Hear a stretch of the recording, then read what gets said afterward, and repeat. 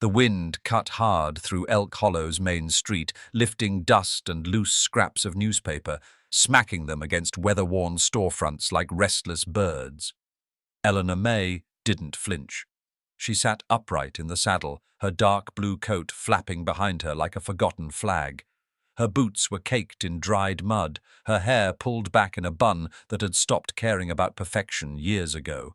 She hadn't meant to stop. Her trip to town was supposed to be quick, nails, lamp oil, flour, but she hadn't counted on the sound. A voice, barking, auctioneer sharp. $2, $2 and they're yours. No names, no questions asked. Eleanor pulled her mare to a halt. The crowd had gathered under the old sycamore tree, its bark peeling in great curled flakes, roots coiled like sleeping snakes around the dusty base. Men in work coats, women in shawls.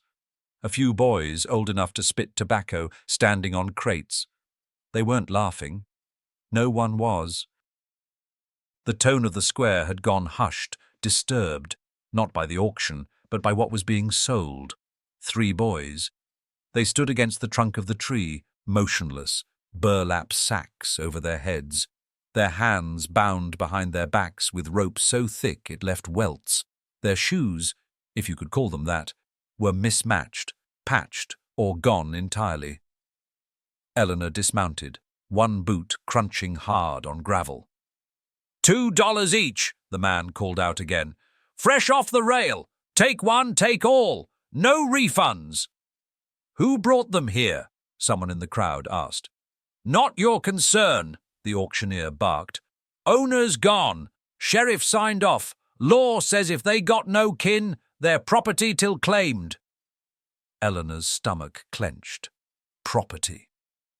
She stepped closer. A few folks turned to look. No one said anything, but they shifted, giving her space like she carried something that might burn them. What's the story? She asked the auctioneer, eyes locked on the boys. He squinted at her, annoyed. Widow, ain't you? I asked you a question, he snorted. They ain't mine. Some man dropped 'em off 3 nights ago. Said he'd be back, never showed. Sheriff don't want 'em. Says they're feral. Mean. Eleanor didn't blink. They speak? They mumble. She looked at the boys again. Their chests rose and fell beneath the coarse sacks. The middle one's shoulders trembled slightly. Just once. The wind caught her coat again. She reached inside and pulled out a worn leather coin pouch, shook it once, counted what she had. $6. She held it up without a word. The auctioneer blinked. All 3? All 3. You sure, lady? Eleanor stepped forward, close enough to see the bruises peeking from under the cloth sacks. I don't leave things unfinished, she said. Her voice was low, calm, and it cut cleaner than any shout. There was no applause. No thank you. Just the quiet sound of coins dropping into a greedy palm and the creak of the sycamore as the boys were untied. The oldest stood up straight first. He was taller than she expected, maybe 13, hard eyes beneath a too thin frame. His jaw was tight, mouth closed in a line that dared anyone to speak first. The middle boy was smaller, wiry, with a bruise blooming under one eye. He kept looking down, away from the crowd. The youngest, well, he was barely a whisper of a boy. 6, maybe 7, hair the color of raw wheat. His burlap sack had stuck to his face with dried blood near the cheek. When Eleanor reached out to remove it, he didn't flinch. Instead, he looked up at her with big, impossibly steady eyes and said, She told me you'd come. The lady in my dream. Eleanor froze. Behind her, someone laughed nervously. Another murmured a prayer. The little boy kept staring. He didn't smile, didn't blink. Eleanor put the sack in her coat pocket. Let's go, she said. And they walked behind her, silent shadows in ragged shoes, past the mercantile, past the church, past a town that watched them like ghosts crossing their front yard. The wagon creaked as Eleanor tied down the last supply sack. The boys climbed in without asking, huddling in the back beneath a patched quilt she had once made for a baby that never made it home. No one spoke for miles. The road to her farm twisted through dry ravines and cold pine stretches. The sun lowered behind them, casting their shadows forward, long and stretched and uncertain. Halfway through the second ridge, the youngest boy, Noah, spoke again. "She said you had a house with a chimney and a crooked fence." Eleanor looked back at him. "She said you lost someone too." She didn't respond, not with words. Instead, she tightened the reins in her gloved hands and stared forward, toward home, toward silence, toward something she didn't yet have a name for.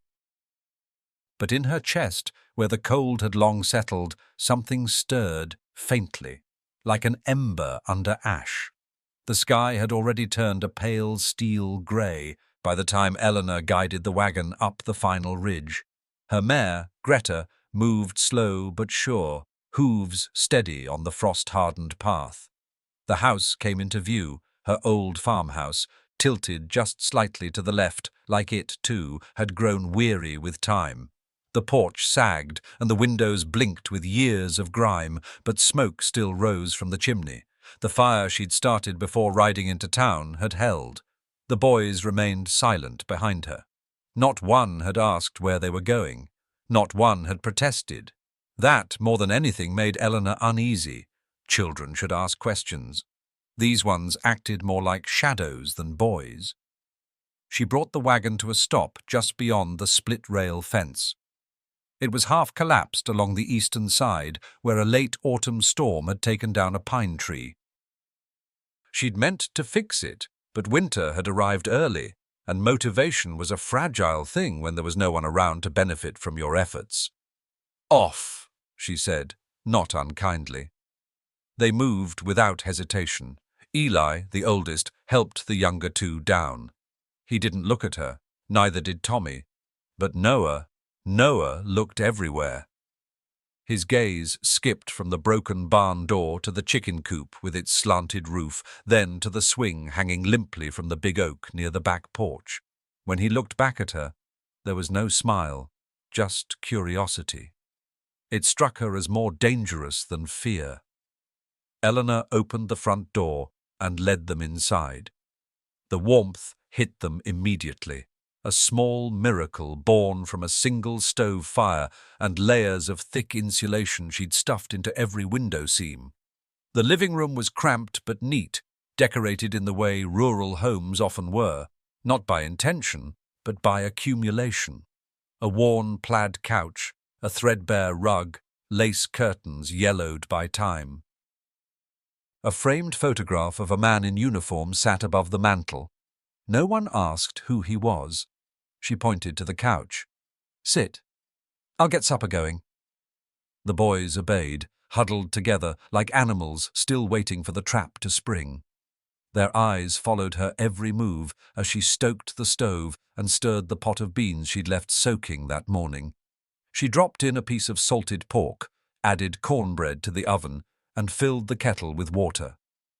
After a few minutes, Noah crept off the couch and stood near the stove, just close enough to feel the heat. She didn't stop him, didn't say a word. Instead, she handed him a small tin cup and filled it halfway. "Drink slow," she murmured. He sipped like someone who'd forgotten how, his hands shaking slightly. The meal was ready not long after. She set the table with 4 mismatched plates, none of which matched the mugs. The boys approached warily. Eli made sure the other 2 sat down before he did. Eleanor served them each a ladle of beans and a thick slice of cornbread, then took her seat opposite them. No one spoke. They ate fast, mechanically.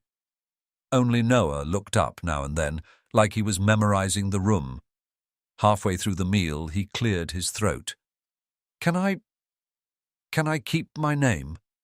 The question struck harder than Eleanor expected. She looked at him. Really looked this time.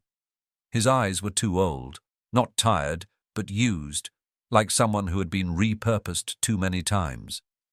"If God gave it to you," she said, "I reckon I don't have the right to take it." He nodded and went back to his cornbread.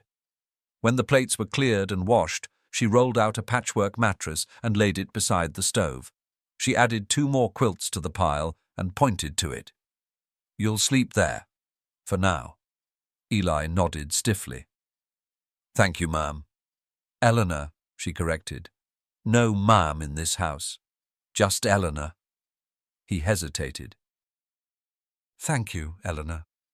She turned down the oil lamp and walked into her bedroom, closing the door behind her but not latching it, just in case. Lying in bed, staring at the ceiling beams, she listened. The boys whispered, nothing she could make out, just the soft murmur of sound. Then the room fell still. But Eleanor didn't sleep. Her thoughts wandered. To the man in the photo above the mantel, to the small mound behind the barn where she'd buried their son, to the aching quiet that had haunted the house ever since. And now there were 3 more souls under her roof. 3 bruised, brittle creatures who hadn't flinched at being called property. 3 children who hadn't asked her name or why she'd taken them or what came next. She wasn't sure she could answer any of that if they had. The floor creaked just past midnight. She heard it clear as a shout. Her door pushed open a sliver, and a soft voice slipped through. "Eleanor?" It was Noah.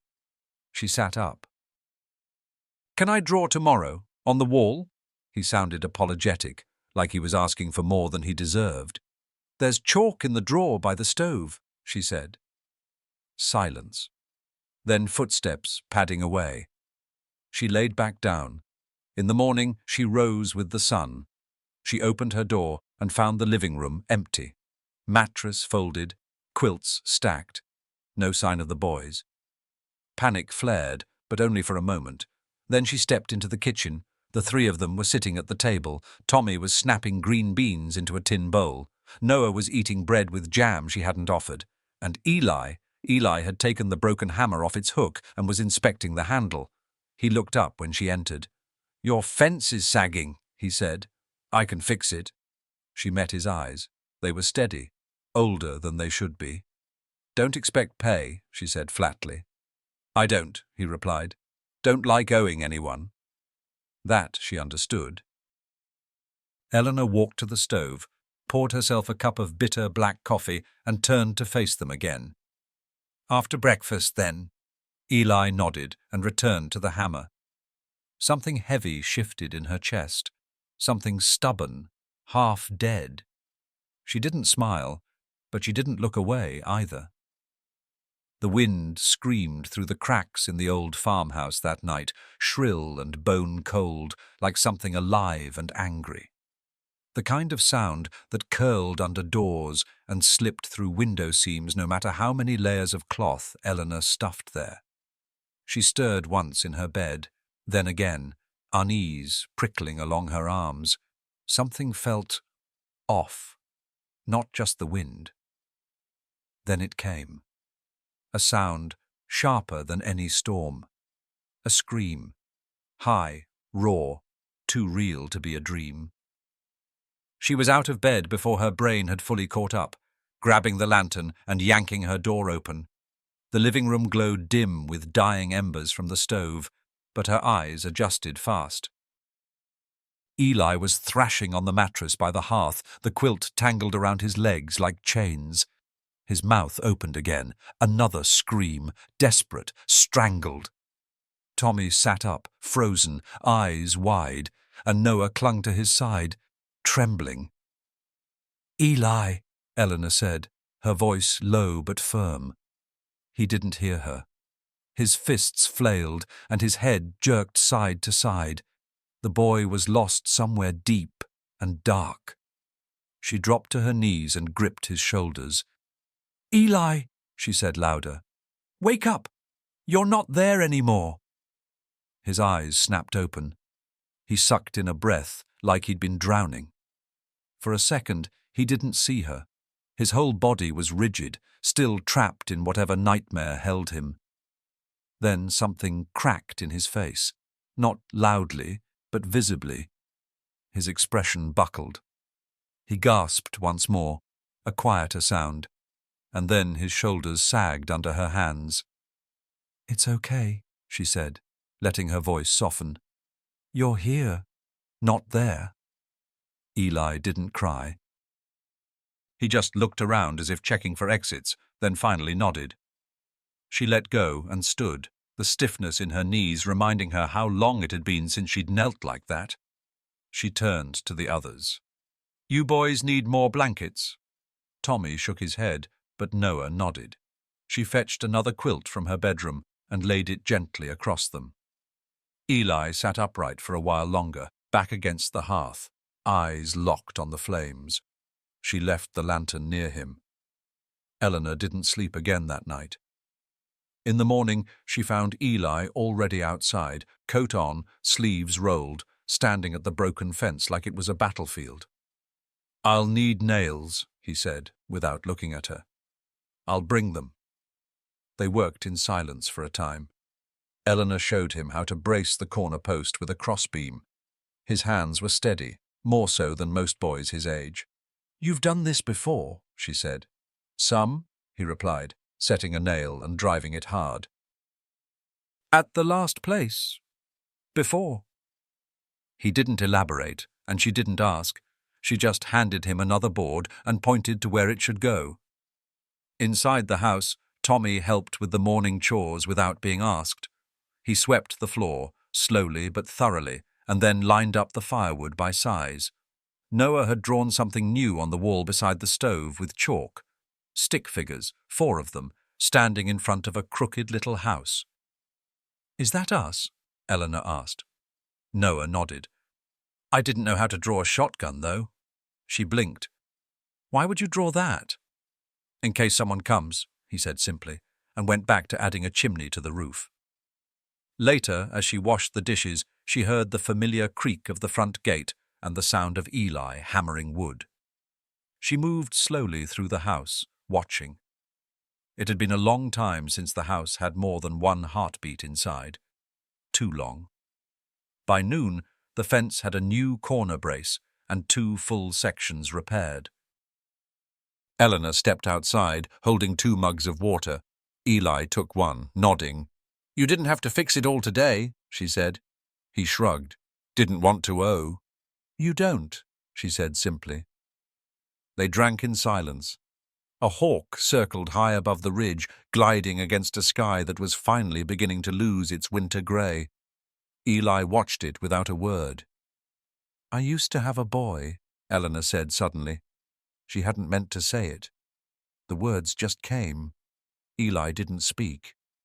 "His name was David. He was 8. Fever took him, years back." Still nothing from the boy beside her, but he didn't walk away either. "I think if he'd made it," she went on, "he might have been like you. Tall, quiet, stubborn." That earned her a brief glance. She finished her water and turned back toward the house. Inside, Tommy had started humming under his breath, a broken melody that reminded her of hymnals sung at funerals.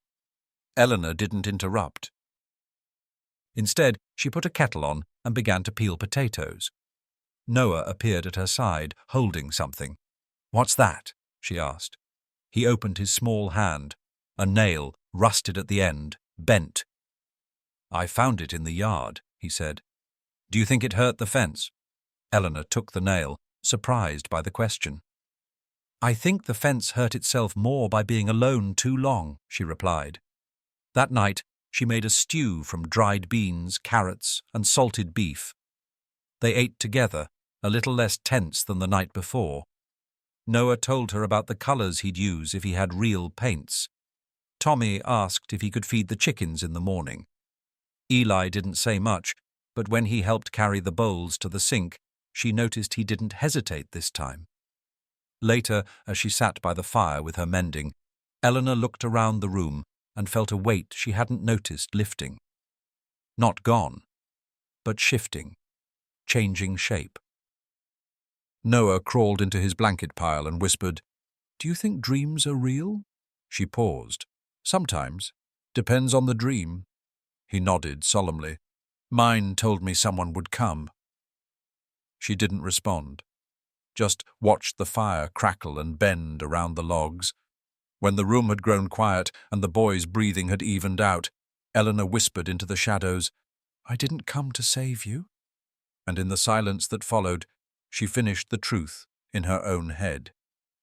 "You might have come to save me." The letter came on the 5th morning. Eleanor found it wedged beneath the doormat when she stepped out to fetch the eggs. No envelope, no return address, just a single folded page, thick and weather-stained. The handwriting was jagged, uneven, the ink smudged in one corner as if it had been written in haste or with shaking hands. She read it once, then twice. "I know who they are. You can't keep them forever. No signature, no date, nothing more."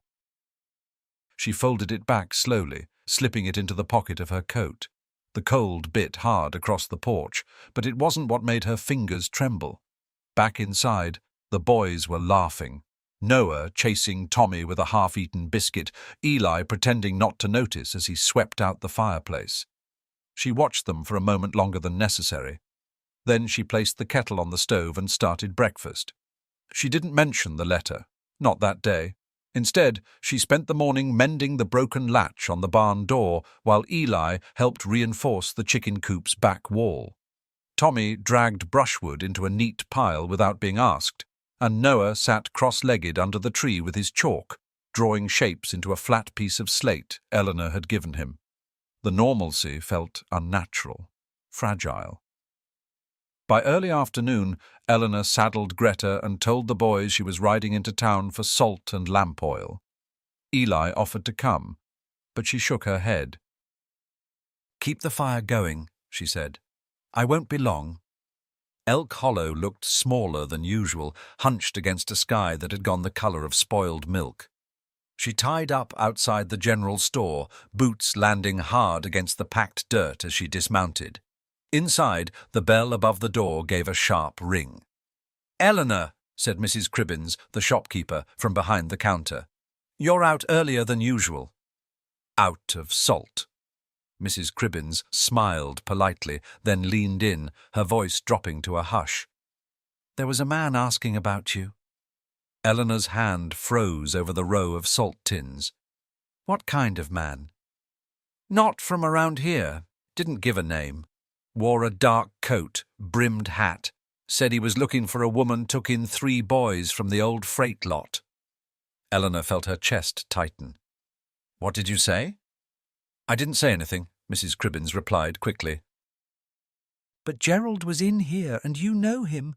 Always has more mouth than sense." "What did he tell him?" "That you live past the Pine Ridge. I'm sorry, Eleanor. I didn't—" "It's fine," she cut in, grabbing the salt and oil. "Ring it up." Mrs. Cribbins obeyed, but her eyes lingered. On the way back home, Eleanor didn't take the main road.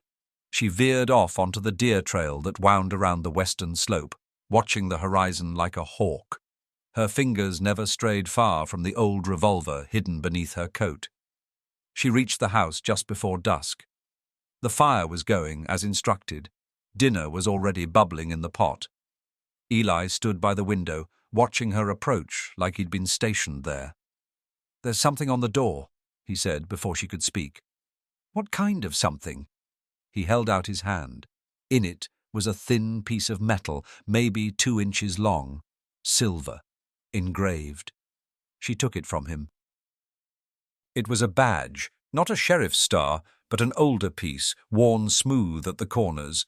Across its face were the words, "Private Enforcement, MC, not law, not justice, just hired threat." "Where'd you find it?" "On the porch rail. Tommy saw someone leave it. Didn't see the face." Eleanor's jaw tightened. She looked toward the horizon, but the light was fading fast. Whoever had come was already gone. That night, she locked the doors and bolted every window. She moved the rifle from its place behind the bedroom door and placed it in plain sight on the mantel. When the boys looked at it, she said nothing. They didn't ask. After dinner, Eleanor sat in her rocking chair while the boys lay near the fire. The shadows danced across their faces as the flames cracked and hissed. "You boys ever hear of the name MC?" she asked finally. Eli glanced up. "Mason Caldwell." She looked at him sharply. "You know him?" "He knew the man who brought us to the freight lot." "Said he worked with him. They had badges like that. Called themselves security." "Security for what?" Eli hesitated. "People who buy kids, mostly boys, sometimes girls." Eleanor's stomach turned, but she kept her face still. "Was Mason there when you were taken?" "No. Just heard the name. The others were scared of him." She nodded slowly, then stood and walked to the mantel, running her fingers along the length of the rifle. "Why didn't you tell me?" Eli shrugged. "Didn't think it mattered. We're not there anymore." "You're not?" she said quietly. "But that doesn't mean they've stopped looking." The next morning she rose before the sun. Packed supplies, filled canteens, left instructions for the boys, chores, food, how to reload the rifle if needed. She told Eli where the shells were hidden, just in case. "I'm going to the church shelter," she said.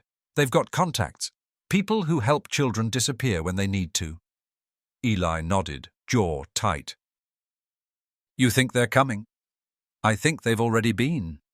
She rode out as the sky turned pink, wind slicing across the hills. The path to the church was long, winding through thick pine forest and narrow ravines. She didn't see the tripwire until it was too late. The horse reared back, startled by the sudden snap, and Eleanor barely had time to throw herself clear before something heavy slammed into her side. A boot, then another. Pain exploded in her ribs. Her vision blurred. 2 men. One held the reins. The other pressed a hand to her throat. "You took something that wasn't yours," he hissed. She spat in his face. He struck her hard, and the world tilted sideways. Eleanor's last thought before darkness closed in was not of fear, but of firewood left beside the stove, and a boy named Noah holding a chalk stick like a soldier holds a sword. The sun was well above the ridge when Eli realized something was wrong. It wasn't just the quiet, though that was part of it. Eleanor hadn't returned by morning, and the chicken coop still stood unlatched. The eggs were cold. Her coffee cup sat where she'd left it on the table, untouched. The house felt paused, like it was waiting for something that hadn't come. Eli scanned the barn, the tree line, the hill behind the garden. Nothing. No horse, no boot prints near the path. He checked the rifle, loaded, just like she'd said. Then he found the note. It was tucked under the tin where she kept dried apples, written in tight, blocky letters. "If I don't come back by sundown, find Reverend Holloway. Tell him they came with badges." Eli stared at the paper for a long moment. Then he folded it and slid it into his pocket. "She's not back?" Tommy asked, appearing at the door, rubbing sleep from his eyes. Eli shook his head. "No." Noah was already dressed, holding the chalk piece like it might tell him what to do. "She said she'd be back." "She meant to be," Eli replied. He grabbed Eleanor's worn satchel, filling it with jerky, a water flask, matches. Then he slid the revolver into his waistband and tied a hatchet to his belt. He caught Tommy's wide eyes. "You're not going alone, are you?" Tommy asked, voice too high. "Not planning on it." The map was Eleanor's own, drawn in pencil on the back of an old invoice, lines curving through the forest trails with landmarks marked the split pine, the crooked stream, the church bell tower. She'd used it to teach Noah directions. Now it would lead them to her. They moved fast, Eli in front, Tommy in the middle, Noah holding the map like it was scripture. The forest pressed close, pine needles crunching underfoot, branches clawing at their sleeves. It had snowed lightly the night before, and Eli searched the ground for tracks. By the second ridge, he found a hoof print. "Greta," he murmured. Tommy leaned in. "She's close? Maybe." The next sign came half an hour later, blood smeared on a pine trunk, low and splashed like someone had fallen against it. Noah went pale. "She's hurt." Eli didn't answer. He was thinking too fast for comfort. 2 men, maybe more. Hired, professional enough to leave no trail except what they couldn't help. That meant they were confident. Sloppy, even. That gave Eli hope. They reached the ravine by noon. It cut deep into the forest, too steep for a horse to cross. Greta's reins lay tangled on a bush at the edge. Tommy knelt beside them. "She fought." "Yeah," Eli said quietly. They moved slower now. Eyes sharp, ears sharper. The shack appeared like a wound in the trees, grey, one wall leaning like it had been punched. Smoke curled faint from the chimney.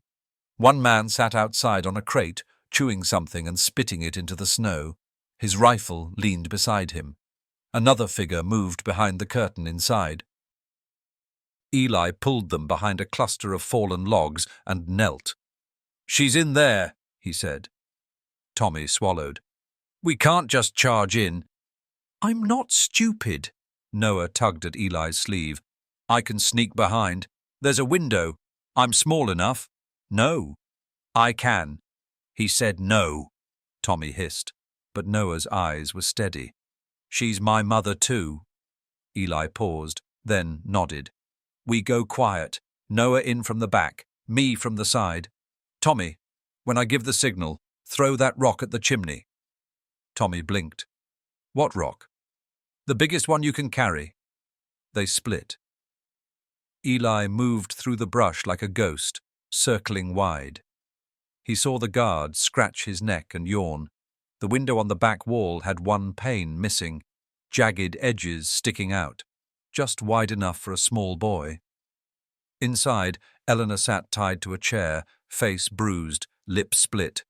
But she was upright, awake, and when she looked toward the window, she didn't flinch. Eli gave a low whistle, 2 quick notes. Tommy hurled the rock.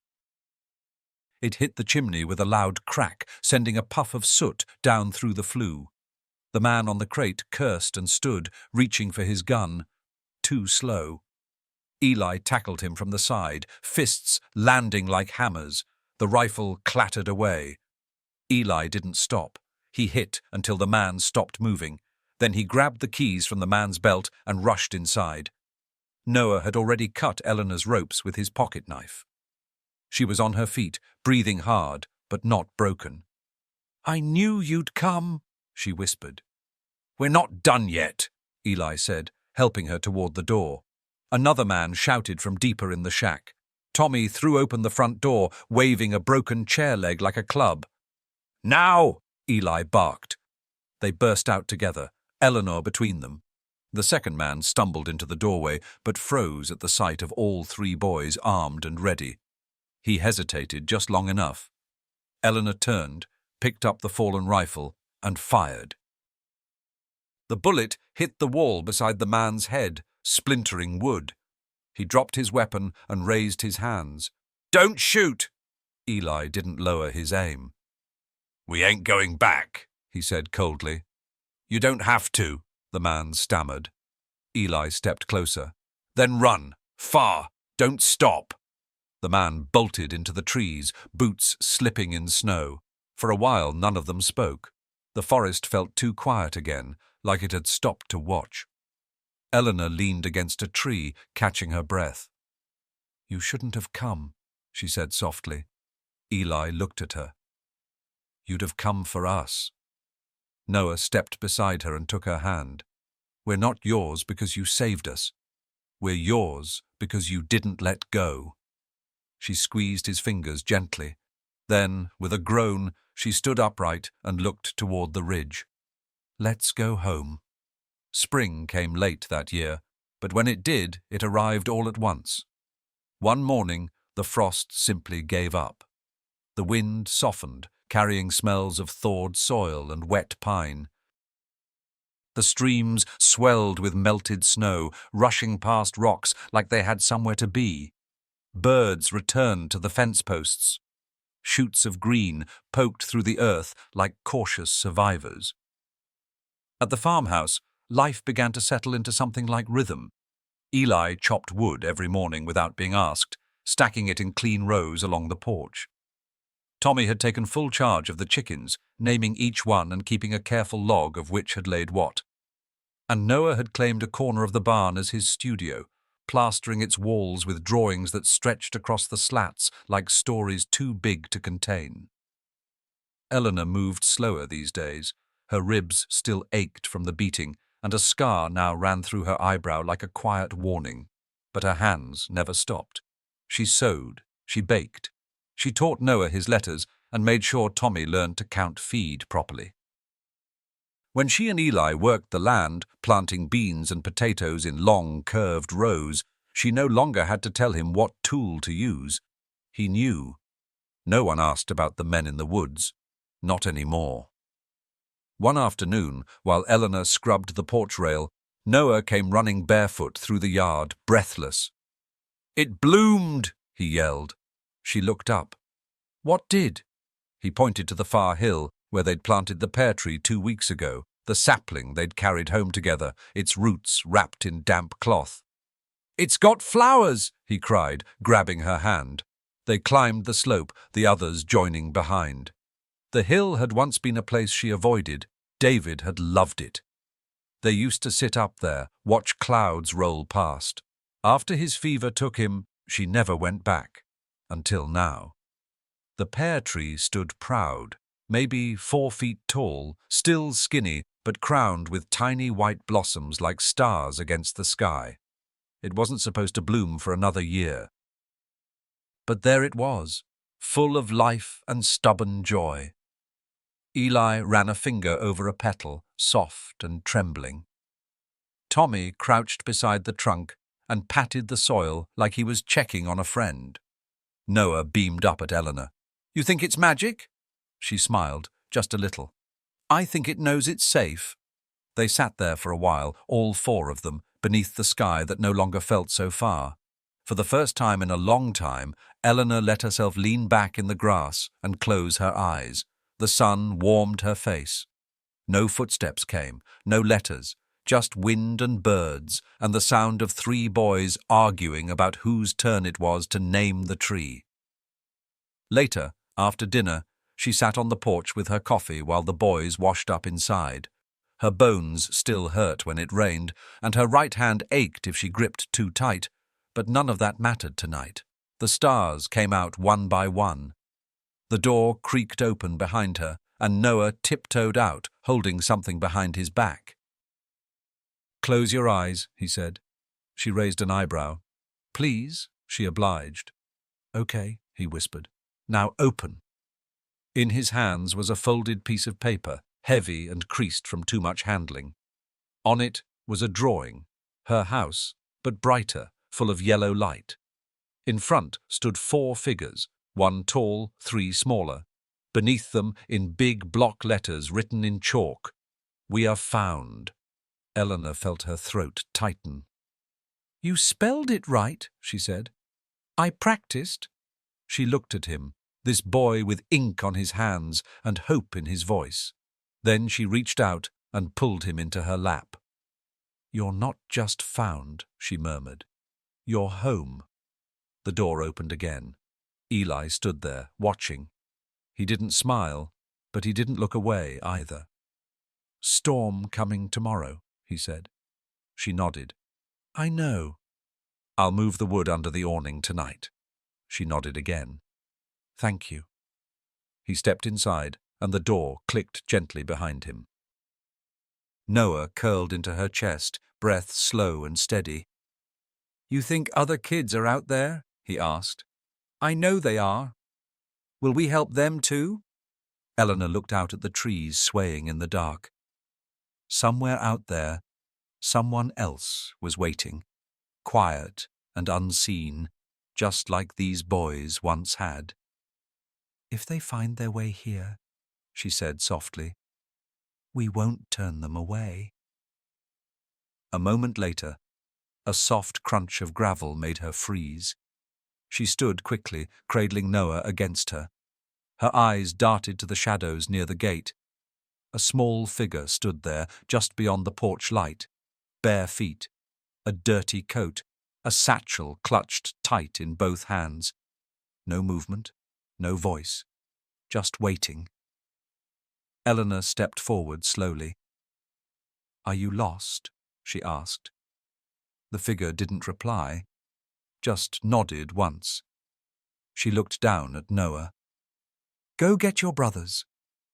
As he slipped inside, Eleanor walked toward the gate, each step slow but certain. The child didn't flinch. Up close, she could see it was a girl. Maybe 10, scratches on her cheek, mismatched shoes. Eleanor reached out and opened the gate. "You're safe now," she said, her voice like the earth, steady, sure, unshakable. Behind her, the house lit up. Footsteps approached. The girl stepped through the gate without a word. Eleanor took her hand and led her home.